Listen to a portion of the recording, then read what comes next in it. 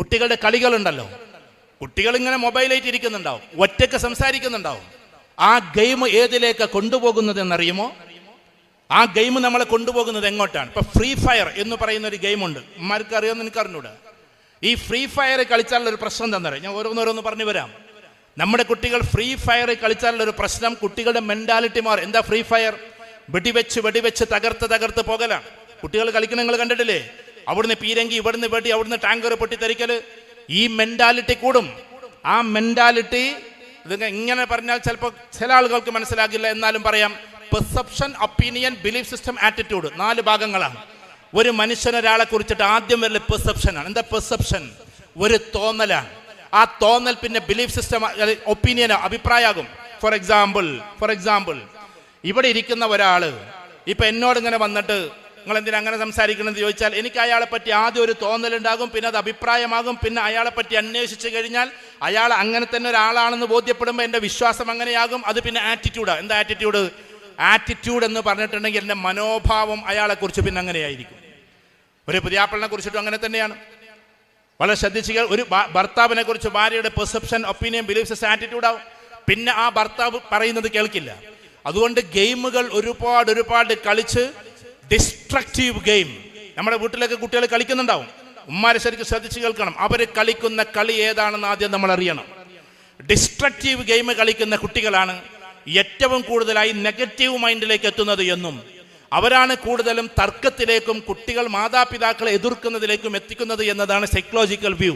എന്താ അതിൻ്റെ അർത്ഥം? ഒന്നും കൂടി പറയാം. ഒരു കുട്ടി വെടിവെച്ച് ആൾക്കാരെ കൊന്നിങ്ങനെ പോകുമ്പോൾ ആ ആളുടെ മെന്റാലിറ്റി മാറും, അയാളുടെ മൈൻഡ് മാറും. അപ്പൊ പിന്നെ ഒരാളെ അടിക്കുക, തകർക്കുക എന്നത് പ്രശ്നമല്ല. നിങ്ങൾ കണ്ടിട്ടില്ലേ 17-18 വയസ്സുള്ള കുട്ടികൾ സ്കൂട്ടറും കൊണ്ട് റോട്ടിലൂടെ പോകുന്നത്? അത് കേവലം ഒരു പോക്കല്ല, ഗെയിമിലൂടെ പോകുന്നത് പോലെ പോവാണ്. അതുകൊണ്ട് എന്തായി, ആയിരക്കണക്കിന് കുട്ടികളാണ് ഇപ്പൊ ഈ അടുത്ത കാലഘട്ടത്തിൽ അവർ റോഡിൽ പൊലിഞ്ഞത്, അവരുടെ ജീവിതം. ഇനിയിപ്പോ അതാ പുതിയ റോഡ് വരാൻ പോവാണ്, ഏകദേശം വന്നു കഴിഞ്ഞു. ഇങ്ങോട്ടൊക്കെ 6 വരി പാതയിൽ കുട്ടികൾക്ക് നിയമം അറിയുമോ? നമ്മൾ വിചാരിച്ചത് എന്താ, ഏത് ട്രാക്കിലൂടെയും പോകാമെന്നാണ്. അല്ല, അതിന്റെ നിയമം എന്താണ്? ഞാൻ അതിന്റെ നിയമം പഠിപ്പിക്കാൻ വന്നതല്ല. ഇവിടെ അഡ്വക്കേറ്റ്സ് ഉണ്ടെങ്കിൽ അവരോട് ചോദിച്ചു നോക്ക്. അഥവാ ട്രെയിലേഴ്സും ബൈക്കും പോകേണ്ടത് ആദ്യത്തെ ലെഫ്റ്റ് സൈഡിലെ ട്രാക്കിലൂടെയാണ്. അഥവാ ഏറ്റവും കുറഞ്ഞ വേഗതയുള്ള വാഹനങ്ങൾ അതിലൂടെ പോകണം. അവരെ ഓവർടേക്ക് ചെയ്യാൻ പറ്റിയ വാഹനങ്ങളാണ് ഇതിലൂടെ പോകേണ്ടത്. ഏതിലൂടെ? 2ാമത്തെ ട്രാക്കിലൂടെ. ആ ട്രാക്കിൽ നിന്ന് 3ാമത്തെ ട്രാക്കിലേക്ക് മാറി ഓവർടേക്ക് കഴിഞ്ഞാൽ പിന്നെ 2ാമത്തെ ട്രാക്കിലേക്ക് തന്നെ വരണം. ഇതാർക്കറിയാം ഈ നിയമങ്ങൾ? നമ്മൾ 3ാമത്തെ ട്രാക്കിൽ അങ്ങനെ സ്പീഡിൽ പോകും. അപ്പൊ അതിലും സ്പീഡിൽ വരുന്ന വണ്ടിക്ക് ഓവർടേക്ക് ചെയ്യാൻ എവിടെ ട്രാക്ക്? അപ്പൊ നമ്മളെ സംബന്ധിച്ചിടത്തോളം ഇതൊക്കെ കുട്ടികൾക്ക് അറിയില്ല. കുട്ടികൾ ആ ട്രാക്കും പോകും, ഈ ട്രാക്കും പോകും. അതിൽ സ്പീഡിൽ വരുന്ന, ഇപ്പൊ നമ്മുടെ നാട്ടിൽ ബെൻസും ഓടിയും എല്ലാ സ്പീഡിലുള്ള എല്ലാ വണ്ടി ഇറങ്ങിയ കാലാണ്.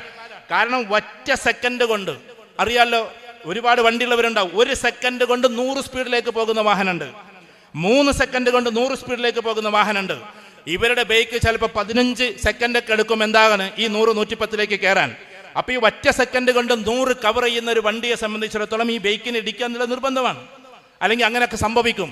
ബൈക്ക് എന്ന് പറയുന്നത് മുമ്പിൽ അങ്ങനെ ഇങ്ങനെയും കാണുമ്പോൾ എത്ര കുട്ടികളാണ് നമ്മുടെ ജീവിതത്തിൽ പൊലിഞ്ഞു പോകുന്നത്. അതിൻ്റെ ഒരു പഠനം, കുട്ടികൾ ഗെയിം കളിച്ച് അവരുടെ മനസ്സിലേക്ക് അത്തരത്തിലുള്ള ചിലത് കടന്നു വരുന്നു എന്നാണ്.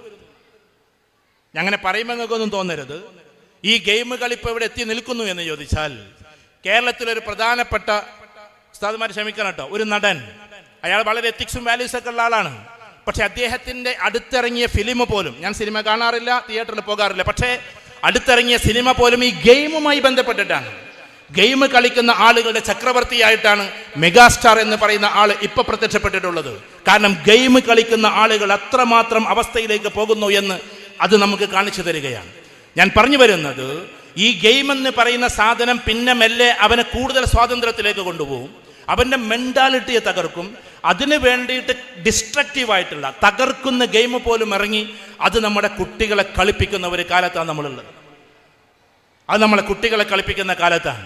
കാരണം വെടിവെച്ച് പോകുമ്പോൾ അതിൻ്റെ എങ്ങാനും സ്ക്രീന് കഴിഞ്ഞു കഴിഞ്ഞാൽ, അഥവാ നെറ്റ് കഴിഞ്ഞാൽ, ആ നെറ്റ് കഴിഞ്ഞു കഴിഞ്ഞാൽ നേരെ പോയിട്ട് ഈ ആള് പോയിട്ട് എന്ത് ചെയ്യാണ്, ഉമ്മയോട് ചോദിക്കാൻ. ഉമ്മ പറയാണ് ഞാനിപ്പോൾ മൊബൈൽ തരൂല എന്ന്. ഉമ്മ എന്തോ കാരണത്താൽ മൊബൈൽ തരില്ലെന്ന് പറഞ്ഞപ്പോൾ സംഭവിച്ചത് എന്താണ്? അതേ ഉമ്മയുടെ ചങ്കിലേക്ക് കത്തികൊണ്ട് ആഞ്ഞ് കുത്തുകയാണ്. ഈ കുത്താനുള്ള ധൈര്യം എവിടെ നിന്ന് കിട്ടിയെന്നറിയോ? ഇത് മദ്രസയെന്ന് സ്കൂളൊന്നും കിട്ടിയതൊന്നുമല്ല. കൂട്ടുകാരിൽ നിന്ന് കിട്ടിയതല്ല. ഗെയിമിന്റെ അഡിക്ഷൻ വന്നു കഴിഞ്ഞാൽ സ്വന്തം മാതാവിനെ പോലും പെട്ടെന്ന് കുത്തിമലർത്താനുള്ള ധൈര്യത്തിലേക്ക് ഈ കുട്ടി എത്തുന്നു എന്നതാണ് അതിന്റെ സൈക്കോളജി.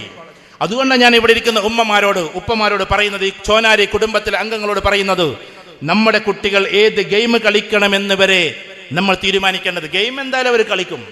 അത് കൺസ്ട്രക്റ്റീവ് നിർമ്മാണാത്മകമായ കളിയിലേക്ക് തിരിക്കുന്നത് മുതൽ നമ്മുടെ കുടുംബത്തെക്കുറിച്ച് നമ്മൾ ചിന്തിച്ചു കൊണ്ടിരിക്കണം. ഇവിടെ ഇരിക്കുന്ന ഓരോ ആളുകളോടും പറയുന്നു, ഞാൻ എൻ്റെ കർത്തവ്യം നിർവഹിച്ചു പോവാണ്.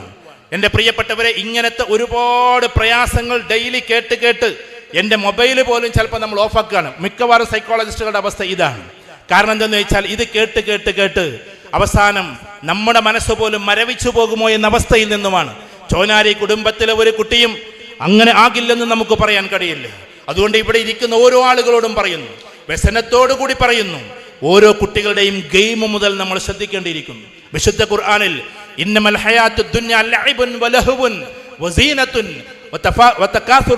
വതഫാഖുറുൻ ബൈനകും വതകാസുറുൻ ബിൽ അംവാലി വൽ ഔലാദ് എന്ന് പറയുന്ന ഒരു ആയത്തുണ്ട്. അത് മനുഷ്യന്റെ ഹ്യൂമൻ സൈക്കോളജിയെ കുറിച്ചിട്ടാണ്. ആദ്യം കളി തുടങ്ങും, പിന്നെ വിനോദത്തിലേക്ക് കയറും, പിന്നെ ഭംഗിയിലേക്ക് കയറും, അത് കഴിഞ്ഞാൽ പിന്നെ പരസ്പരം പോര് നടിക്കും, പരസ്പരം പെരുമ നടിക്കും, അത് കഴിഞ്ഞാൽ പിന്നെ സമ്പത്ത് വർദ്ധിപ്പിക്കാനുള്ള മത്സരത്തിലായിരിക്കും എന്ന് വിശുദ്ധ ഖുർആൻ പറയുന്നുണ്ട്. ഇത് ഓരോ ഏജിലുമുള്ള കാര്യമാണ്. ഇതാ ഇവിടെ ചെറിയ കുട്ടികൾ കളിച്ചുകൊണ്ട് നടക്കാൻ, അവർക്ക് പൈസ ഉണ്ടാക്കണം എന്ന് വലിയ മോഹമൊന്നും ഉണ്ടാവില്ല. അവർക്ക് കളിക്കണം, പീപ്പിളി ഊതണം, ബലൂണ് പൊട്ടിക്കണം, ഇതാണ് അവരുടെ കളി. പക്ഷേ ഇവിടെ 12, 13, 14 വയസ്സുള്ള ആൾക്കാർ ഇപ്പോഴും ചിലപ്പോൾ അമ്മാന്റെ മൊബൈൽ വാങ്ങിയിട്ട് കളിച്ചോണ്ടിരിക്കുന്നുണ്ടാവും. അത് കളിയല്ല, അത് ലഇബല്ല, അത് ലഹുവാണ്. ലഹുവ് എന്ന് പറഞ്ഞാൽ വിനോദമാണ്, അമ്യൂസ്മെന്റ് ആണ്. ആ കളിയിൽ നിന്നും പിന്നെ അപ്പുറത്തേക്ക് കടന്ന് ഭംഗിയിലേക്ക് കടക്കും. ഗ്ലൂട്ടാത്തയോണമൊക്കെ തേച്ചിട്ട് മുടിയൊക്കെ ഹെയർ സ്റ്റൈലൊക്കെ മാറ്റിയിട്ട് വേറൊരു ലെവലിലൂടെ ബൈക്കും ഓടിച്ച് സ്റ്റൈലനായിട്ട് അവൻ നടക്കാൻ തുടങ്ങും. ലഇബുൻ വലഹുവുൻ വസീനത്തുൻ, ഭംഗി പ്രകടിപ്പിക്കാൻ വേണ്ടി അവൻ ശ്രമിക്കും. പിന്നെയോ വതഫാഖുറുൻ ബൈനകും, ഏകദേശം ഒരു 30 വയസ്സ് കഴിഞ്ഞാൽ എനിക്കതുണ്ട്, എനിക്ക് അവിടെ ബിൽഡിംഗ് ഉണ്ട്, എൻ്റെ മോൻ ഡോക്ടറാണ് എന്നൊക്കെ പറഞ്ഞിട്ട് പെരുമ നടിക്കാൻ വേണ്ടി മനുഷ്യർ നടക്കും. പിന്നെയോ അവസാനത്തെ ഘട്ടം വതകാസുറുൻ ബിൽ അംവാലി വൽ ഔലാദ്, സമ്പത്ത് അധികരിപ്പിച്ച് നിന്റെ അടുത്താണ് കൂടുതൽ സമ്പത്ത്, മലപ്പുറം ജില്ലയിൽ ഞാനാണ് ടോപ്പ് എന്നൊക്കെ പറയാൻ വേണ്ടിയിട്ടുള്ള മത്സരത്തിലേക്ക് മനുഷ്യൻ പോകും. ഇത് വിശുദ്ധ ഖുർആനിൽ അള്ളാഹു ഹ്യൂമൻ സൈക്കോളജിയുടെ ഘട്ടങ്ങളെക്കുറിച്ച് പറഞ്ഞു വെച്ചതാണ്. ഞാൻ പറഞ്ഞു വരുന്നത്, മനുഷ്യൻ ഇത്രയേ ഉള്ളൂ, കുറച്ച് സമ്പത്തൊക്കായി എല്ലാമായി വലിയ വീടൊക്കെ വെച്ച് അവസാനം എന്നേക്കുമായി അസ്തമിച്ചു പോകും. പക്ഷെ നമ്മൾ ആലോചിക്കുന്നുണ്ടോ നമ്മുടെ കുടുംബത്തെ എങ്ങനെയാണ് വൃത്തിയായി കൊണ്ടുപോകേണ്ടത്? അതിൻ്റെ പരിഹാരങ്ങൾ, ചില നിർദ്ദേശങ്ങൾ ഞാൻ പറയാം. ഒന്ന്, എന്ത് വില കൊടുത്തും നമ്മുടെ മക്കളെ ദീനിലേക്ക് ആകർഷിപ്പിക്കണം. നമ്പർ 1 അതാണ്. എന്ത് വില കൊടുത്തും നിങ്ങൾ ബർത്ത്ഡേ പാർട്ടികൾ കഴിച്ച് വേറെയുള്ള കാര്യങ്ങളിലേക്കൊക്കെ പോയി, അതിലേക്ക് പോണോ പോണ്ടതൊക്കെ വേറെ ചർച്ചകളാണ്. ഞാൻ ഉറപ്പിച്ചു പറയുന്നു, നമ്മുടെ വിശ്വാസ പ്രമാണങ്ങളിൽ ഇല്ലാത്തതിലേക്ക് പോയി അവസാനം എവിടെ എത്തി നിൽക്കുന്നു എന്നറിയോ? നമ്മൾ ആ എത്തി നിന്ന് അവസാനം കുട്ടികൾ ലൂസ് മൈൻഡഡായി മാറുന്നു. അഥവാ ഇത്രയൊക്കെ ഉള്ളൂ കാര്യമെന്ന് അവർ വിചാരിക്കുന്നു. അങ്ങനെ അവരെ സംബന്ധിച്ചിടത്തോളം ചില കുട്ടികൾക്ക് ഹാക്ക് ചെയ്തിട്ട്, വളരെ ശ്രദ്ധിക്കണേ, ഉമ്മൻ്റെ ഫോൺ ഹാക്ക് ചെയ്തിട്ടും ഉപ്പൻ്റെ ഫോൺ ഹാക്ക് ചെയ്തിട്ടും അവരുടെ രഹസ്യങ്ങൾ അറിയാവുന്നത് കൊണ്ട് കുട്ടിക്ക് പിന്നെ പരസ്യമായി രഹസ്യങ്ങൾ ചെയ്യാനുള്ള തോതിലേക്ക് എത്തുന്നു. ഞാൻ പറഞ്ഞത് വളരെ ശ്രദ്ധിച്ച് കേൾക്കണം.